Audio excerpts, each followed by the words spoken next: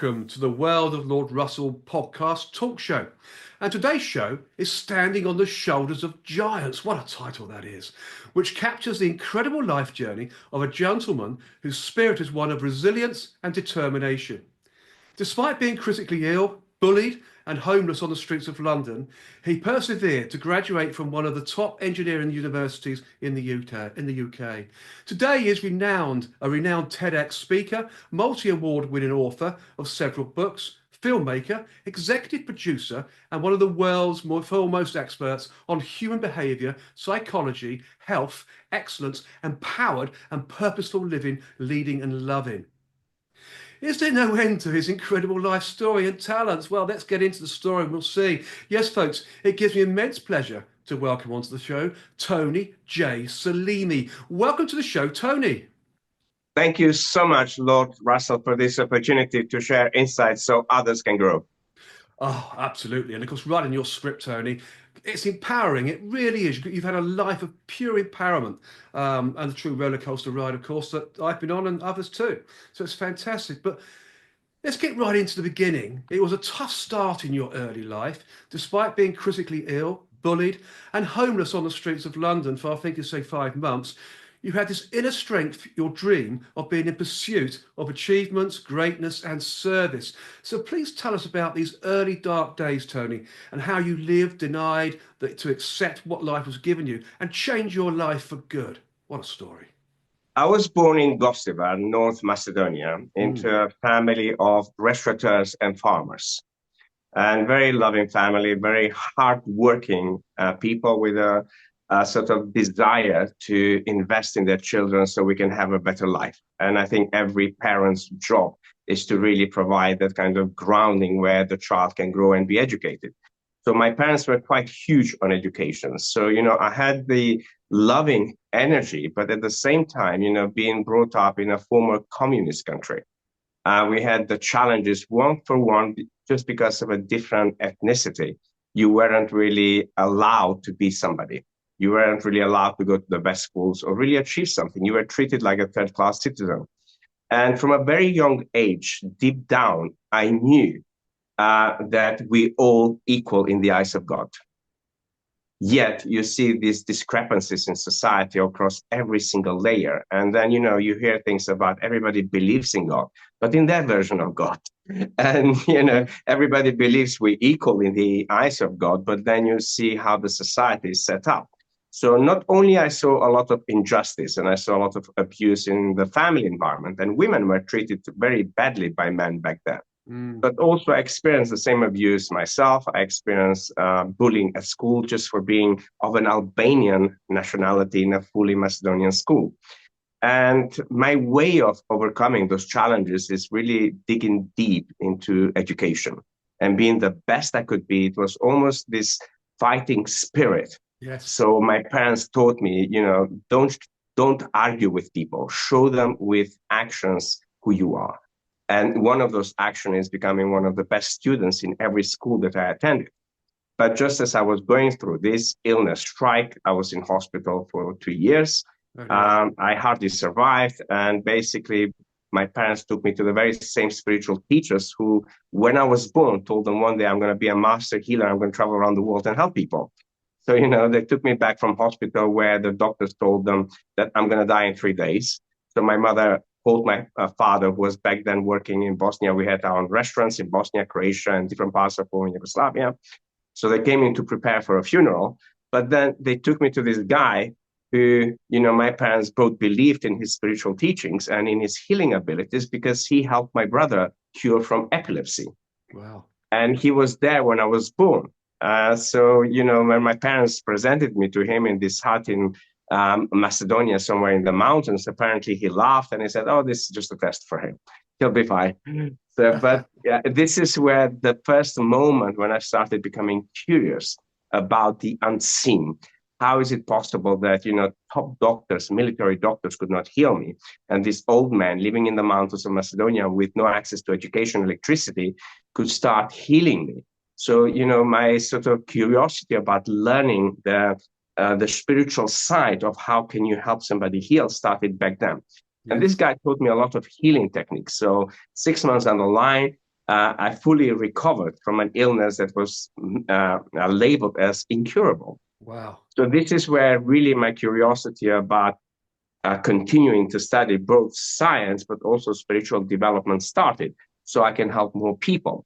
Mm. And then I went to the one of the best engineering universities in former Yugoslavia, started my degree in Zagreb. And just as I finished the first years, the civil war fell upon us, former Yugoslavia. I was conscripted in the army, and I fought in an army in a war that deep down killed my soul and saw atrocities no teenager should ever see. Mm. Fast forward, my life was saved, and I end up on the streets of London. So, for the first 4 months, I lived homeless, and I was trying to make sense of, how on earth everything that I believed in collapsed. Mm. Your identity collapses, your country collapses, the war keep raging, whether I will ever see my parents again. Frankly, I didn't care about myself, Lord Russell. I cared about the people left behind. And then trying to make sense with my mother's decision to save my life and me trying to save her life. So it was very difficult moment. So the first 4 months in London, I was just crying and trying to make sense of the trauma that I had during the war, that from a happy childhood and, all of those dreams of becoming a great engineer and, making my parents proud collapsed as a result of the Civil War. So then the whole thing started. Okay, incredible. I mean, let's just say you described your life at this time as excruciating pain, as you called it, which also drove you to overcome every adversity life put before you and invest in learning how to break through your mental, emotional, physical, spiritual, relationship, social and career and financial barriers, because that's what you're kind of talking about there, Tony, in a way. Your inner strength is incredible, Tony, and an inspiration to us all. But how did you get yourself out of that 5 months off the street and break those barriers to get yourself into a university, to get the One of support the you needed? main things that have helped me along, Russell, it's my values that my parents instilled Yes. within me since a very young age, and which means we all had very working habits, meaning sort of through work you can change your life, Yes. and through humility and through acceptance and through love and pretty much adaptability. So from a very young age, I started making money. Starting at age 7, I worked in the farm and selling farm produce to the local Gypsy, Macedonian, Turkish, and Albanian community. So for me, working as a habit was inbuilt with me since I was a kid. But Yes. also this desire to help humanity not to go through the stages of what we went through civil war in Yugoslavia, seeing the genocide, seeing so many innocent people being murdered and killed, was one of the drives within me to become the best teacher I can be, so I can help leaders, I can help politicians, I can help businesses, I can help people understand that what they're actually preaching and telling other people, which means we are all from one creation, but we have so many differences and we end up in all those conflicts because from a very young age, I believe that together we can create more. And, to honor God for me is to honor one another.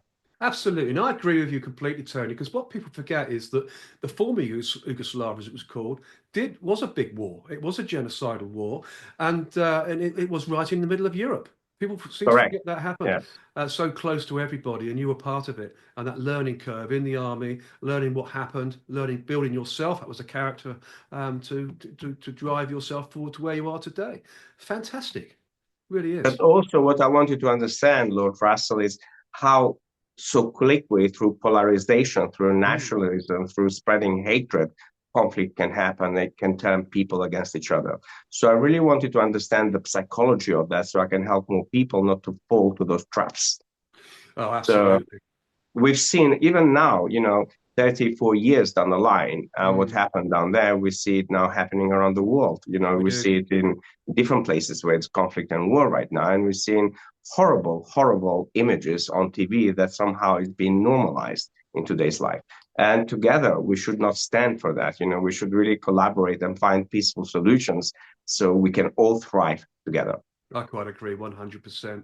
Absolutely correct in what you're saying there. Totally, totally mad. The world is at the moment in the way it's functioning, and the wars that we've got, in the Middle East, out of, course, the Russian war with Ukraine and others dotted around various parts of the world. It's just shocking, isn't it? And all for the same reasons, normally.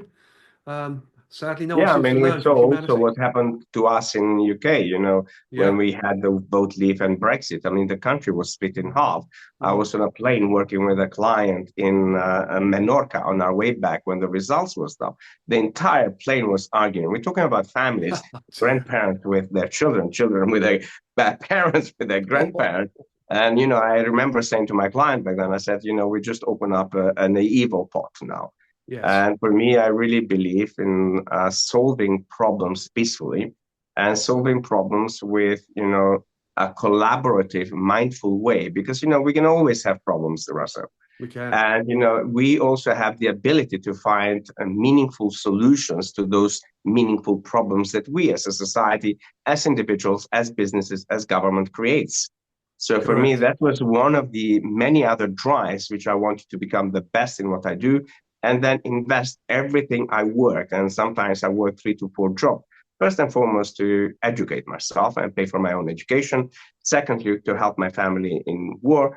And thirdly, to invest in my continuous growth. And I really emphasize the importance for anybody who's listening to our podcast, Mm. the importance of continuous growth, because life, the only, I think, common denominator is change. Yep. Life changes every single day. Thus, we need to be prepared, better prepared for the changes that are now and the changes that are coming. So we can have more adaptability, more resilience, and more mindful way of solving those problems that life throws at us. Absolutely correct. That's very well said. And of course, following the financial crisis of 2008, you used the opportunity, which is a little bit bizarre, but I can understand it, to be made redundant from a job you loved and spent the next 4 years consulting and using a proportion of your money to start your own business and honour your calling to take your work and mission to positively impact the lives of 1 billion people. I mean, let's just mention it again, 1 billion people. I mean, it's incredible. Now, this is a special story in detail. You please explain some more about this. 1 billion people. I'm going back to when I was a kid, Lord Russell. We used to Okay. have a terrace in my family farm. And my father bought me a telescope when I was a kid. So I Oh, used to watch wow. it. I used to watch the stars. And back then, I used to have 5 dreams. One of them was to be a captain of a starship. The other one was to be an engineer. The other one was to be an architect. And the other one was to be an author. And the other one was to be an educator. And a lot of So those dreams came true. Obviously, we'll get into that yes, story as we and go through. looking at those stars, I remember the 1 billion stars kept going into my head, into my head, Yes. into my head. And I used to say to myself, one day I'm going to inspire 1 billion people. As a kid, I used to laugh at those things. And I had a friend from school who also was very interested in astronomy. Mm. And, she said to me, even, I mean, I think we were like 12 back then. And she went like, you will do it. But, she wasn't laughing. She really mean it. Yes. And I was laughing with myself, saying, that's impossible. How the little me from Macedonia, who, nobody even ever heard, apart from if you mention Alexander the Great, will be able to do that. But then as I started my business, as I went through my professional growth in technology and starting impacting and really building companies and really making companies very profitable, managing multi-billion pound technology programs Mm. and being given those responsibilities, I started realizing that the power within and all those dreams suddenly are starting to give me this voice to go out there and combine my knowledge in technology, my knowledge in business, my knowledge in management, my knowledge in leadership, with my knowledge in very different forms of healing the body, mind, the soul. And Abs- also all the different training that I've done over the 15 years, talking mm. about Tony Robbins, we're talking about Jack Canfield, we're talking about Brian Tracy, we're talking about Dr. John DeMartini, who's still my mentor. So I went and pursued knowledge consistently. And I said to myself, having looked at all the problems in the corporate world and having looked at what happened during the financial crisis of 2008, I really wanted to combine all of those and create methodologies for Mm. people to transform both leadership, business, in their personal life, in their relationship life, and give them methodologies that they can actually effectively and efficiently create the changes required for them to get the results they want. So, after the redundancy, I invested a lot of money continuing hiring different mentors and coaches. And I'm talking about people who are billionaires, because I really wanted to be mentored by the best of the best so I can become the best for the people to be the best. So out of that, I started another little MBA program called the Key Person of Influence, through which I published my first book, A Path to Wisdom. Yeah, we'll And I come on to wrote that it later. We'll come on for to that one later, Tony. of the clients that I used Mm. to have back then, and for what he's gone through, that I supported him through to become one of the top CEOs in the City of London. And with that in mind, I put the 25 principles underneath an umbrella of acronym ALARM. And the acronym ALARM came to me when I was working in Switzerland as a teenager. I used to work during my holidays in Switzerland for a company who produces cables for the entire world.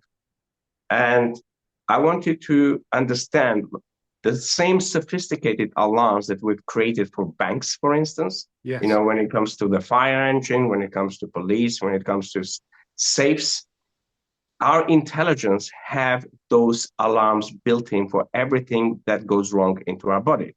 But the problem becomes we don't listen. You're So I absolutely wanted to correct. combine those things in the acronym ALARM, which means when you acknowledge love, you achieve results and you manifest miracles. And that miracle is individual to every human being. Meaning, if you go through the methodology and you have a physical alignment and you have a condition and you want to heal, you can use that for that. If you have problems in your relationship, you can use it for that. If you have problems in your professional career and you want to grow and you become very successful, you can use the same methodology. And then if you want to become what I would say conscious leader, somebody who exhibits excellence in everything they do, you can use the same methodology.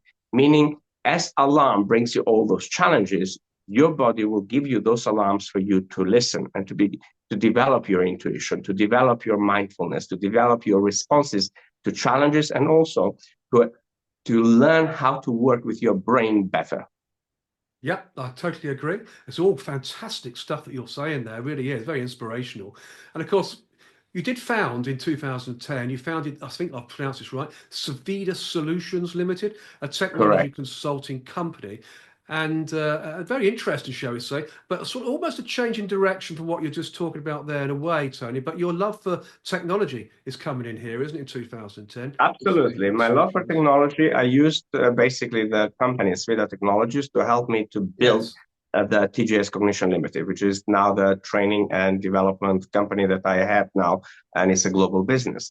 So even in today's business, in my company today, technology and helping clients with technology is one of the things that I solve for my clients.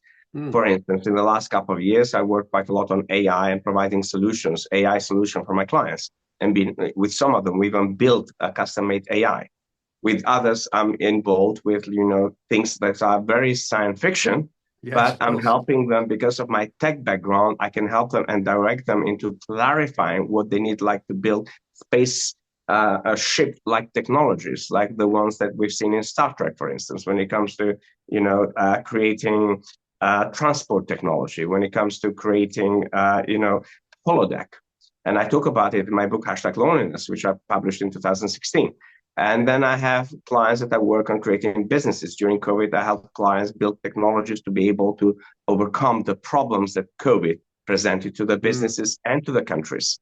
So, technology is part of that, apart from me using my human behavioral expertise and coaching and training and NLP and cognitive behavior to really address the mental and emotional side that stops many people become extremely successful and honor their greatness.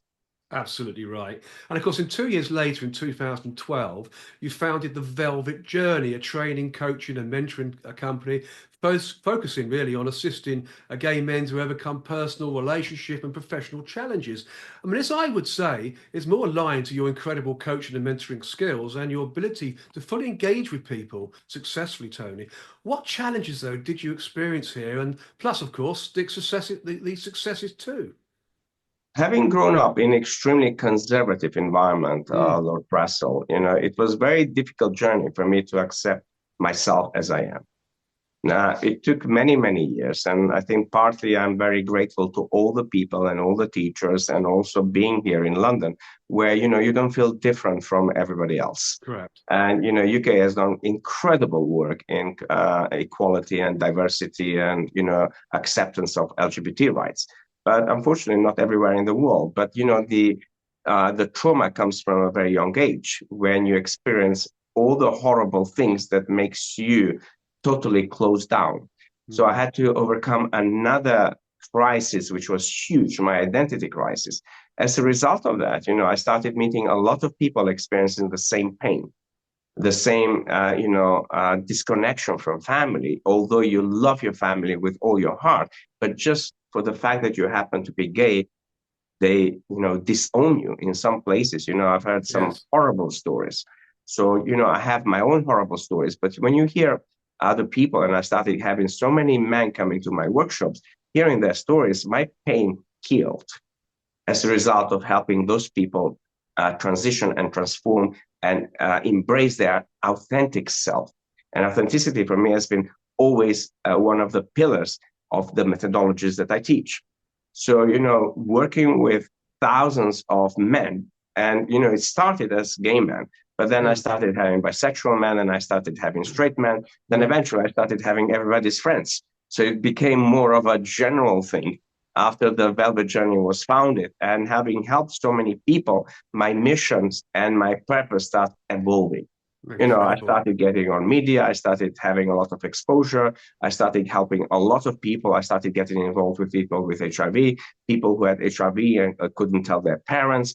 So, my mission kept evolving, but through it all, one thing that had in common, I was really helping people heal inside out and using Absolutely. all of my knowledge to be able to create a better understanding of thyself and better way of actually helping people transition from a conflicting situation in a more accepting and not and loving situation where different parties who are in conflict can actually go back and focus on what matters, which is love. Absolutely So, correct. I and quite agree. after that, as I saw more people, both men and women, come into my workshops, I had 4 workshops. And the Mm, first one is be yourself. Everybody else is taken. mm, This was based on Oscar Wilde. So, having studied his life, I said, I'm going to honor Oscar Wilde with that phrase. And I created a workshop with that to help people understand what does it mean in today's world to be yourself? And everything that comes up for them and help them heal and transition into more greater states of awareness and mindfulness. And then the other one is about love to communicate. We see a lot of people losing their plot when they get challenged. oh, So, absolutely. whether That it's in happens the all the time. That really does. whether in corporate world or whether at home or in relationship, or the worst part is the inner self-critic dialogue. So I created Love to Communicate workshop. And then the other one was Fear to Freedom. Mm, We have fears basically based on our brain amygdala, can make you do a lot of things that you regret for the rest of your life. yes. And how do you then help people, go from this sensory input that engage with your amygdala, then sends all the signals to your hypothalamus, and then it releases the adrenaline and cortisol and creates all those stress hormones, which then stresses your body, which makes you make bad decision. You're not Yes. productive. You're not energized. You're constantly in stress. How do I help those people to turn this fear into fuel for growth, fuel for success? And that workshop was also very attended. And then the fourth workshop was all about self-love. I'm not sure about you, but since I was young, I was taught to love other people. Mm, I remember one of the first teachers when he put me here in London in a very small room in Victoria. He went like, face the mirror, tell yourself I love you. I started laughing. It was a foreign Yeah, that's language to very, love very myself. true. I think, going back as a youngster, I can always remember, oh, she loves herself, he loves himself. Well, why shouldn't you love yourself? You're absolutely correct in that way. Because if you can't love yourself, how do you expect others to love you? And it's quite a simple process, isn't it, really? Um, Absolutely. So, it's a bit of a enigma we going use back. those words, if you can't love yourself, how can you love other people? But in Mm, reality, Russell, even today in my work, for me, when you have any form of illness, there's some form of judgment within thyself that people are not addressing. yes, So, understanding the psychology and human behavior and emotional intelligence can really help people get back into balance and get back into the awakening the inner doctor so they can come back into great physical health. And at the same time, it's sort of when it comes to loving thyself, because it can be dangerous if you don't have boundaries around that love, meaning yes. you don't want to become a narcissist with loving yourself. Oh, So there needs absolutely. to be a great balance of what it means to love yourself, but in relationship to others as well. So you Yes, don't become self-centered and self-loathing and serving, but correct. being able to love yourself in a healthy way so you can love others and you can love thy neighbor. Yeah, and having humility with other people as well. And because all this skills you've learned and you're addressing now and you're talking to us about is absolutely amazing. And you also published your first book based on all of this in 2014, A Path to Wisdom, which expanded your business and grew your credibility authority to reach a worldwide audience. I mean, it was getting mad, wasn't it? Your abilities are endless, it seems, Tony. It's incredible. So this book, tell us more Yes, I about it, mean, Path Path to to Wisdom. Wisdom, how to live a balanced, healthy, and peaceful life, was Mm. born through 3 decades of overcoming hardship and then trying to integrate that. And it's a very substantial book. It's almost like a life manual because that's what I wanted to produce since I was a kid, by the way. And Oh, the right. idea came back in the 70s when my father bought the first color TV Grundig from Germany. And it was the first color TV in my town. So all the kids were coming in there, and I was being put in charge, especially me being always more advanced when it comes to tech, to Mm. set it up. And back then, you had to go up the roof, set up the aerial in the right direction. And it Yes. was the first remote control. And it wasn't like today's remote control. You had to actually set up the remote control to work with the different channels. So, Yes. and I remember the manual came in English, in German, in French, and in Russian. And I Wow. didn't know any of those languages. So I forced myself, I used a dictionary to translate it and then set up the TV. Now, I back then I also when I used to see conflict in my family and there were many conflicts in them, I wanted to write a book, and I used to have conversation with God when I was watching through my telescope, saying, "Why don't parents have a manual when they bring children into this world so they Yes. can be healthy?" And then I would say, "Why don't children have a manual so we can become a healthy adults when we grow?" And Yes. that manual became my book, A Path to Wisdom. So it has almost about 100,000 words in there. And it's a very substantial study manual that every time you read it will bring you different knowledge. So it's not something you read and you leave. It's something that it's written with a transcendental language, meaning no matter what the time, no matter what the challenge, you can go back. And some of the questions that I put in there are timeless, meaning every time you ask that question, you're going to get a new answer. Absolutely. Having a manual for a parent or for a child, in a way, kind of dehumanizes us, doesn't it? Because we're all different. We all think differently. We all act differently. Children are all different. We're all individuals completely. But it's an interesting point. But, as an internationally recognized TEDx speaker, multi-award winning life strategist, I hasten to add, business coach and professional speaker, you have authored several award-winning and best-selling self-improvement and self-mastery books, as we're just talking about now, which is incredible. I mean, please let us know more about these amazing publications, because I know there's many of them, and you've written so many pieces here, haven't you, Tony? Yes, I mean, after I published the book, I didn't expect the kind of success, the kind of awards Oh, that it it came, didn't received. it? So it was very humbling, and Yes. we received almost 5,000 emails from people around the world who poured Wow. their emotions. And I promised myself back then that whoever writes me a personal message, I will personally respond. So I Yes. actually responded to all those 5,000 people. Wow. And then as I started traveling around the world and teaching my program, which I teach now globally, I started seeing one of the common problems in society with growing of technology and Mm. apps and social media, which is loneliness. So I saw how loneliness is starting impacting every layer of our society, Oh, starting in corporate world where people are lonely. I've been in offices when I've trained the CEOs and executive coaching session when people in the same team did not know each other. You oh, that know, happens regularly. That does. and most of them, they email each other. They don't even turn around, although they might be sitting a desk behind. Mm. I work in one of the Citibank offices, and people wouldn't even know their names of next colleague. Yeah, And that's then, incredible. Because years ago, going back to the 80s and the 90s, in my recognition, I can remember it. People no, would go out for lunch and socialize and correct. talk after work, go to the pub, have a few drinks, get to know each other. That doesn't happen anymore, does it? No, no. And so basically, then I saw how people at the airport don't speak anymore. People, when you take the bus in London, don't speak. When you take the Mm. tube, don't speak. It started becoming like weird for you to randomly strike a conversation. And in Macedonia, I grew up, by the time you go to school, you've spoken to every single person in the entire Abs- town. So, Absolutely. I Yes. still have that kind of abilities, and I love connecting with people, random people. Yes, Just I strike a conversation. Sometimes you can just have a conversation, that person feels relieved and they feel enlightened. So when they yes. leave the conversation, they go like, oh my God, I met this stranger, blah, blah, blah. But then I noticed that also, with families going to restaurants where children are on iPads and Mm. nobody's speaking to each other. Oh, And I then I know. started trying to go and research the science behind loneliness, how that Yeah. impacts our brain, how that impacts our physiology, emotions, and all of that.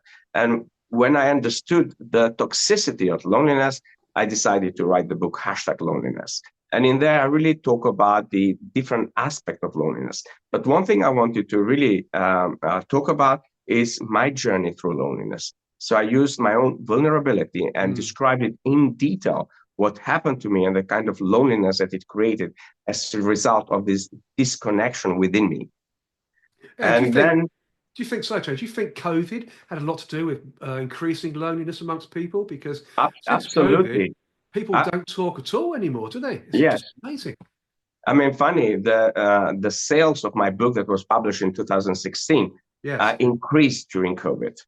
And I had people again approaching me through COVID saying, how on earth did you know what's going to happen when it was written like 4 years behind? And also in that book, I talk about artificial intelligence when nobody was talking about it.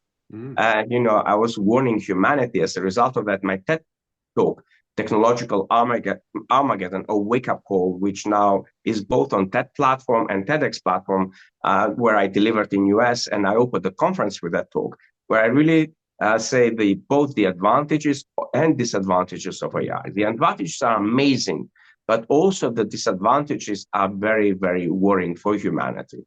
So, I wanted to deliver something bigger than that. So in the #loneliness, I talk about both on a psychological level, what happens to us, the dangers of that is even more dangerous than smoking 20 cigarettes a day to feel Mm. lonely and disconnected.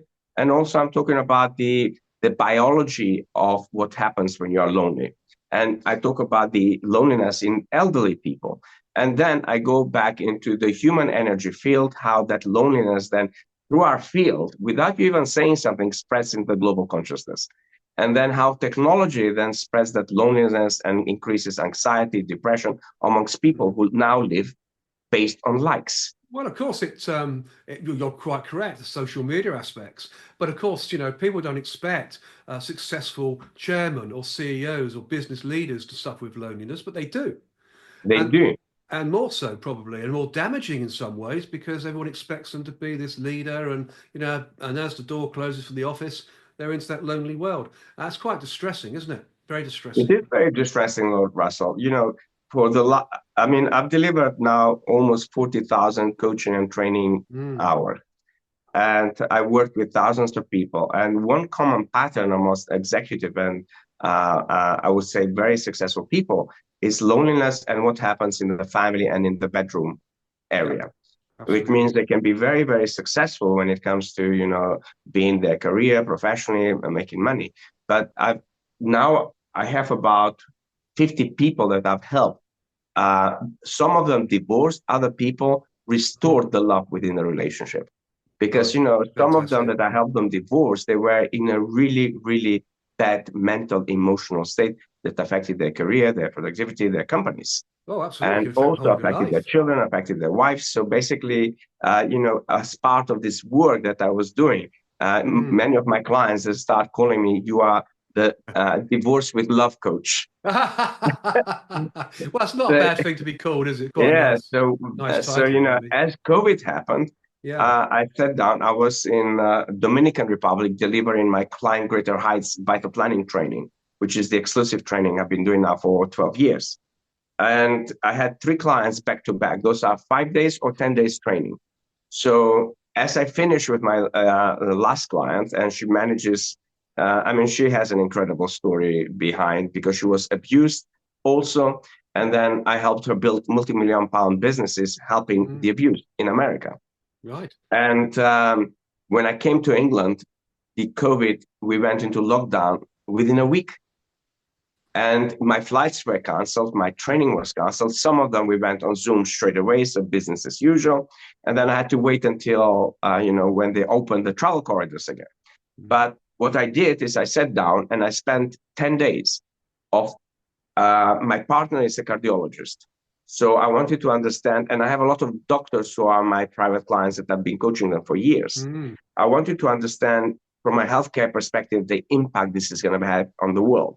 Because from a business, I already done it. I did my analysis, both advantage and disadvantages depend what businesses you are, and Yes. then also on societal level and country level. And that, a room was filled with white papers and with my notes. And usually people who follow Wow. me, I still do this when I work with my clients. Out of that, I turned that into a book and why those things are happening and what's going to happen as we go through COVID. And the book was called The Unfakeable Code, Take Back Mental and Emotional Control, lead authentically and live freely on your own. So Mm. the third book plus the fourth, rather the fifth, were born during COVID. And, Absolutely. in here, it's all about a 5-step framework to really understand the different personas and the kind of masks we put in when we're collapsing inside. And we, Wonderful. we show them to the world like the business as usual, for instance. A- But in reality, we're really collapsing within. So Absolutely. I'm showing them how to be able to identify those coping mechanisms that those different personas, which originate from a very young age, that affect you in your adulthood and how you can go back into authenticity. And from that space, being able to lead, live, and love freely on your terms. I And quite then from agree. that, I wrote with a few other authors, we wrote a book called Purposeful Leadership. And my role in there, because I deal with a lot of burnout and stress with a lot of leaders. So Mm. I wrote in there about the stress and the burnout that affects leaders globally. And then another hobby that I have is I love writing poems and songs. So with a group of very famous European authors, I published my first 12 poems. And at some point, I will have my own book around that. So, Wow. that became the fifth book, the sixth book. Then I published A Path to Excellence after COVID, which is truly about 8-step methodology that people can actually follow to Mm. truly unlock their potential within. Meaning, how do you bring excellence in whatever you choose in your life, both personal and professional excellence? And now in January, it's my seventh book coming out, which is Wow. purely on business and entrepreneurship. How do you really, for those people who are working in 9 to 5, but they're not happy with their jobs, they want to really pursue entrepreneurship. How do you go from there into building a very successful business doing what you love? And also, how do you evolve businesses to 7, 8, and 9-figure businesses, which I've been doing for a decade now with different clients? Perfect. And of course, it's not just books, is it, Tony? Your works also include filmmaking and executive production. Now, this to me does sound really exciting. Films. What amazing films have you produced? So the first one was in partnership with a client that they hired me to do their business coaching. And as part of that, they felt so inspired because, the problems in the business reflected what was going on at home. And this is the first client that they took the courage for us to collaborate and to show to the world that middle upper class English family, very successful, also they have a lot of problems. And we wanted to really encourage a lot of people to come forward with their problems. Yeah. So, we agreed to put the camera and film live the coaching sessions. As part of that, we created the Live in My Illusion, The Truth Hurts, and the title itself speaks quite a lot. Meaning, my client was the entrepreneur and also running a technology business, was living a total illusion and two different lives. And bringing then his wife, she started coaching with me, relationship coaching, and that documentary, we squeezed 3 years of coaching into a very powerful documentary, and that won over 25 global film awards. So we started going around the films. Then I was invited to do a lot of speaking engagements for different film festivals, and then I started getting a lot of different people to work with me privately. And as a result of that, then the next film project happened, which got released recently, which is The Truth About Reading, which I produced as an executive producer with an Emmy Award producer in America, which tackles another big problem. So the first one tackles the midlife crisis that men go through, and also everything that we hide from the world, but also from within ourselves. That, Yes. those lies that we told ourselves for so many times, they become truth until somebody, an expert like me, comes and challenges you until you recognize the truth of what you are doing. Absolutely. And how is that affecting you and everything else. So this one, on the other hand, is all about the growing problem in America and worldwide, which is illiteracy and how that affects society. So, and now it's next year, I'm launching a new documentary project, which is with my new book, which is called Into Your Divinity. And this is about, I'm inviting 5 unique, successful people to come forward, and where I work with them for the entire year and film their journeys. And then I create a unique episode for each one of them, what it means to really step into your divinity. First and foremost, for you as an individual. Secondly, for the people you love. Thirdly, for the society you live in. Fourthly, for the country you are. And then fifthly, for the world. Yep. And let's have a look at that a little bit further, because over the last 30 years, you have delivered over 25,000 coaching, mentoring, healing, and training hours, helping individuals from all professions, including, and the list is vast, I can assure you, everybody, who have A-list celebrities, royals, senior executives, business owners, entrepreneurs, corporate clients, global leaders, politicians, doctors and lawyers, we've already spoken about, bankers, speakers, coaches, and authors to achieve their aspirations and go from where they are to where they know they want to be. I mean, this renders me speechless, Tony, quite honestly. Now, that's a first, I can assure you, for me to be speechless, but you have truly reached the pinnacle of success here, deservedly so too. I mean, that's massive, isn't it? It is huge. I mean, I always feel, humbled when certain individuals reach out for my help and to guide them through a very intimate problem. Yes. And the more successful you become, those problems become huge. And then it becomes very difficult to find somebody you can trust who is an expert in their field, that they can support you and guide you in a way that you create the results that you want. Because, the more you are in the public eye, the pressure is bigger. Yeah. The bigger the company, the bigger I would say, the management of it, the bigger the challenges become for that individual. And then I help them overcome those things, but also build that resilience, that adaptability, and that mindfulness way to respond to stressing and challenging situations or people. Because, if you get charged at work and you go at home, your children will pick up that energy. Your Yes. partner will pick up that energy. So therefore, you'll create a lot of conflict at home. You might create a harmony at work, but you'll expect conflict at home. And Yes. vice versa. Some people have harmony at home, and then they experience massive conflict at work, which either situations give you stress and give you illness. Yeah, I've So, seen this happen so many times over the years. I really have. That's such a true thing to say. It really So is. also I've seen it working almost 15 years in the corporate world, how this affected all the people, the CEOs that I worked with.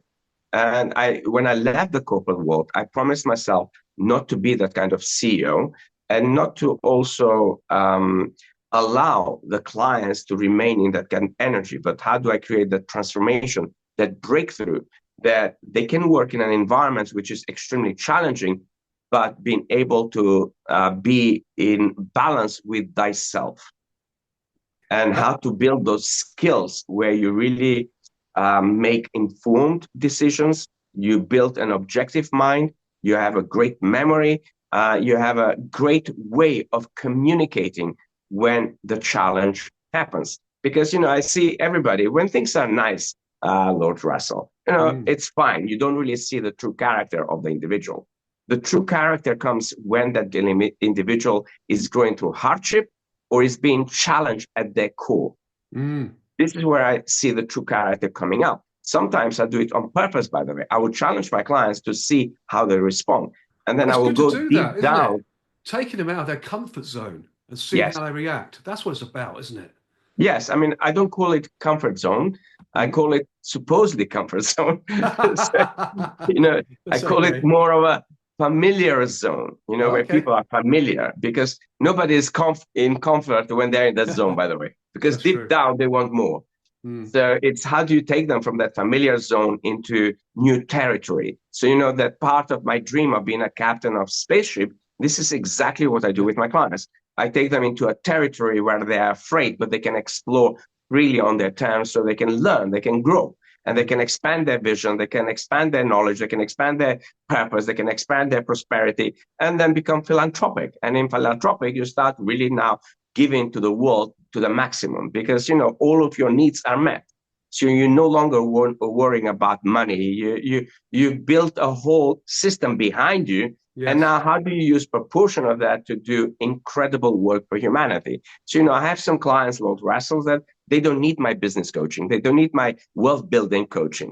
What they need is how to help them create things on the philanthropy side, how to spend their money, by the way. Yes. So I feel very honored to be able to do what I do. Absolutely. And you do have many fantastic client references. And by the way, everybody, I know this because in my research, you've got many references from many key people, saying how great you are at your role.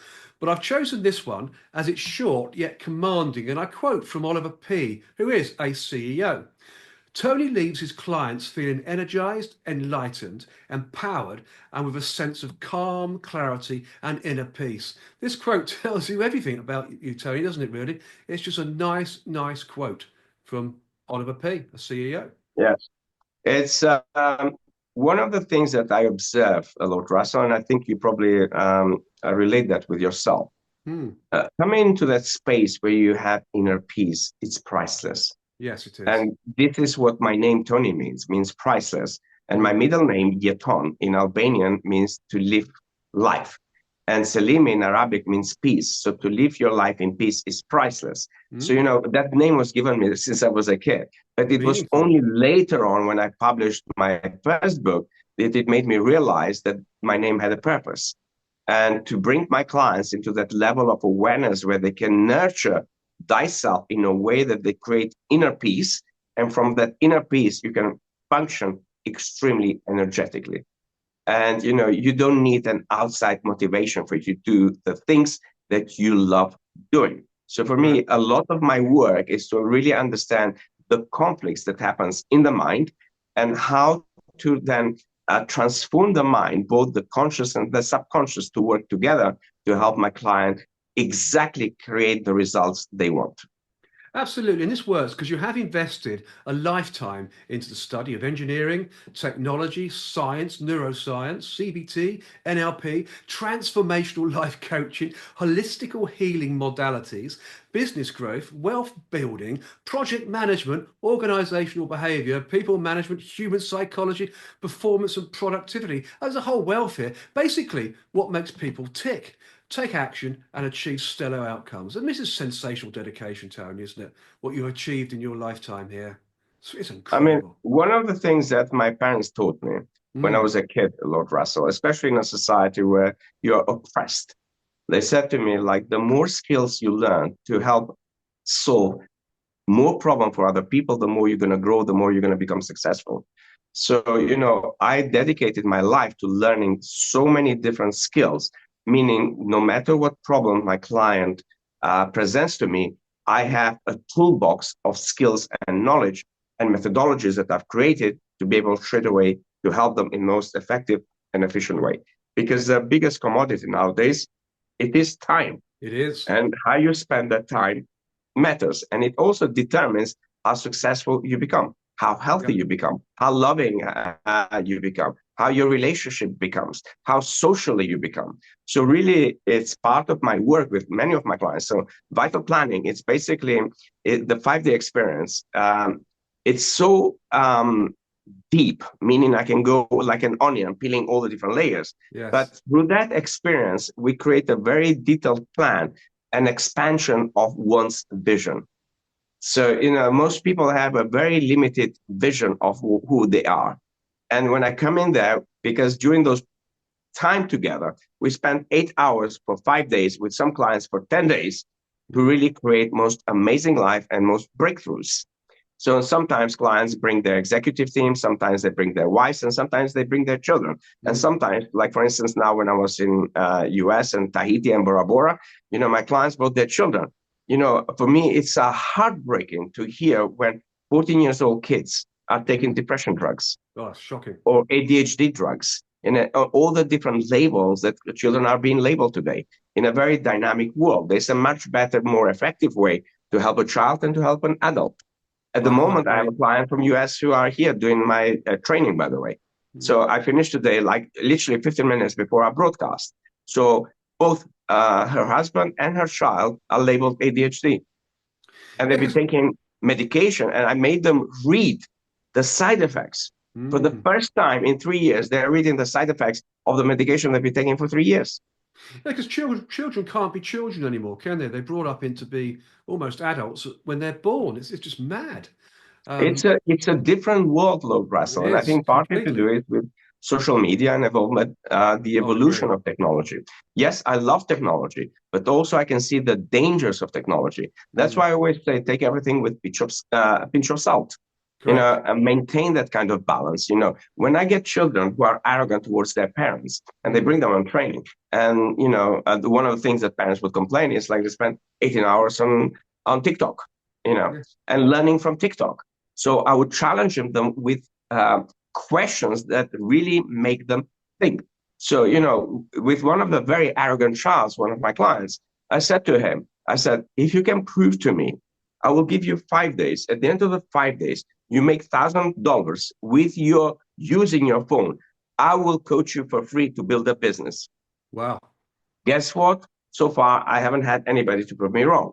So most children Fantastic. are using it for wasting time, Of course and they are. therefore it impacts their psychology. We're going to have, going forward, we're going to have so many mental and emotional issues that today's generations that are growing up will have. So it will leave a comet kind of mark behind of mental and emotional, just the way COVID left. Yeah, yes, absolutely true. And of course, you are an executive producer, and you mentioned earlier on of the truth about reading documentary, which is about the impact of illiteracy in the USA. You did mention it earlier on, Tony, but also co-creating the Living of My Illusion, plus the Truth Hurts award-winning life coaching documentary on Amazon Plus. More amazing achievements and episodes in your life. I mean, the thing I have to say is, where do you find the time to do all of this? It's You know, incredible. living on the streets of London, going back when I was homeless, Yes, of course. I slept about 4 hours. And then Mm. when I got my first job, I worked from like 5 a.m. till midnight. So Yes. I had no room for me to sleep. Wow. So, and then I also knew that I will need to get more jobs to be able to afford the education that I wanted. Of course, So yes. basically, in the first 10 years, I worked 3 to 4 jobs and I slept 4 hours a night. So, back then, a Red Bull was my go-to Did it because give you I'm not a big wings? drinker on coffee, but Red Bull was giving me Yeah. wings, yes. Yeah, And then perfect. I stopped that once I achieved my objective of graduating from UCL, obtaining my degree, and then starting my career, professional career. Mm. Then I started to live a bit more healthier and understand, the stuff. No But Red I Bull, also no coffee. developed a habit of actually sleeping maximum five and a half hours a day. Yeah, that does happen to us all, I think. Yeah, I don't think I get more than 5 hours sleep these days myself. Always wake up early. It's Yeah, always the I way it remember is. also my parents were like that. The older they got, the less sleep they needed. Yes, I They think that's wanted part to of really life. maximize their daily time. And for me, with all the projects that I'm working on at the moment, for Yes. instance, like here, I've sent the book to the publishers, but at the same time, we're now working on the Spanish translation of 4 of my books, because the other 2 I've co-published. So now the fifth book is my book. So I have 5 books plus 3. So the 5 books will also go into the Spanish translation, and it's a lot of work in there. On top Oh, of that, I have a lot of work with my clients, and then I'm trying to maximize the time to also spend with my partner and the people I love. absolutely. And as Paul Trevelyan said to me earlier on this year when I had Paul on the show, a lovely artist, Paul Trevelyan, fantastic. He said, whatever you do, get out of bed, get up early. If you stay in bed, you die in bed. And I think there's some reality to that in a way, isn't there, really? I agree. Live I mean, my every parents told me moment. that also, Lord Oh, wow. Russell. Yes, Fascinating. and also we have a saying in the Macedonian language. Mm. I'm not sure how it's going to sound, and in Albanian, in English. The person who wakes up early, he grabs 2 lucks, meaning you become lucky twice. Yes. Well, the early bird catches the worm was one I always used to hear as a child. Not Similar so like much that, these yeah. days. Yeah, similar Yes, thing. absolutely. But I mean, Well, it makes sense because more time you have, you can definitely. achieve Of more if you course you use can. that time effectively and efficiently. Absolutely. And the more people you meet as well, and the bigger you grow yourself and grow your network and do all the things you want to do and improve Well, that's life. where it comes to, standing on the shoulders of the giants, There because we are. basically we are today because of the people before us, and acknowledging their work, acknowledging their achievements, acknowledging the intelligence they left behind, the lessons they left behind, which we built upon. So, Of course. when we have that grateful heart and we are humble and we are appreciative, the universe, God, everybody around you will give you more of what you give. Of course, Standing on the Shoulders of Giants is the name of this podcast talk show. So I'm glad you brought that up. It had to come up eventually. It just has, which is brilliant. You are the winner of many global awards, Tony, as well, which include, and I let Gola read these out, the London SME Most Visionary Entrepreneur, the EXPY and Corporate Coaching and Recruitment Business Coach of the Year Award, silver winner of the Literacy Book Award, and winner of the Maincrest Media, the world recognized Quilly, that's a registration mark for that as well, by the way, award by the National Academy of Best-Selling Authors at its Golden Gala in Hollywood Award Night 2022. Yes, folks, Hollywood. And of course, for a path to wisdom, loneliness, the unfakeable code, and a path to excellence. Now, Tony, this is some list of incredible awards and global recognition. I mean, you really have made some achievements here, haven't you? Uh, it's been um, it's been a journey, Lord Mm, Russell. But again, it's a journey that was fueled with purpose, with love, with a lot of hard work, with a lot yes, of sacrifices, with a lot of investments, and a lot of time invested in helping so many people. And those are just an acknowledgement of the hard work that we put in that, and credit also to you. the kind of breakthroughs you create for people. Mm. Starting from the first book, now I have almost 25,000 emails from people from around the world that, when you read them, I think at one point I might even publish a book about those things, that it really gives you that kind of light and source within to keep going It certainly when does. things are difficult. Because as entrepreneurs, we all know, we just recently had the new budget coming out, and Oh, the people who are hit the most are businesses, to be very frank and honest. they are. So it's sort of, we all need to chip in for sure to build the economy. But sometimes we can also make the wrong decisions, because you can alienate a majority of the business owners, entrepreneurs play a crucial role in building our economy in UK. So Absolutely. if you're gonna penalize entrepreneurs, they're not going to be able to employ people and grow No. their companies.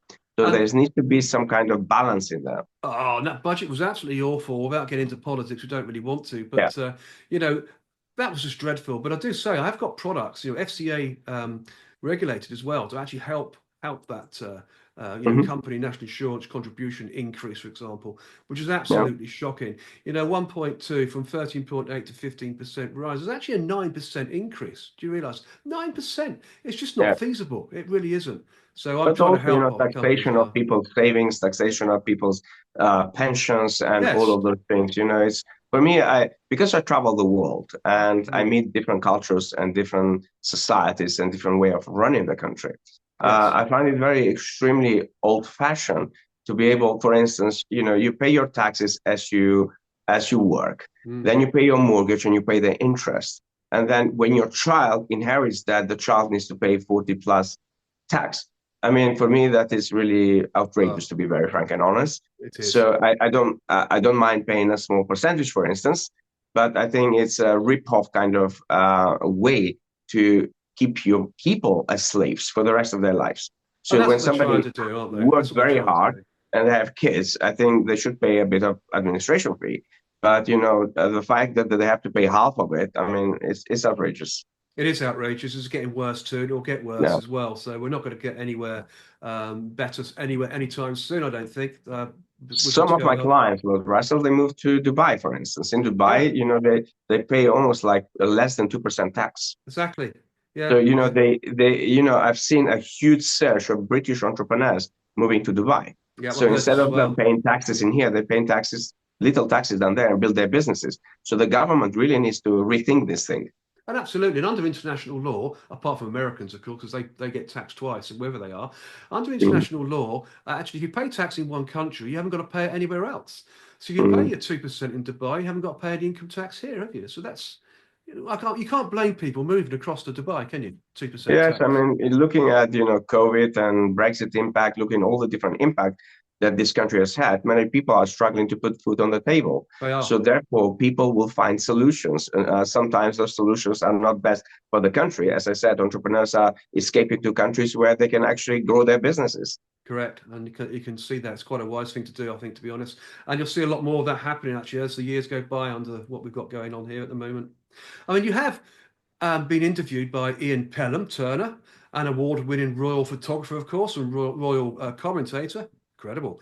Plus experts such as Canfield and Brian Tracy. And now, of course, me, myself, Lord Russell, reaching over 100 million people.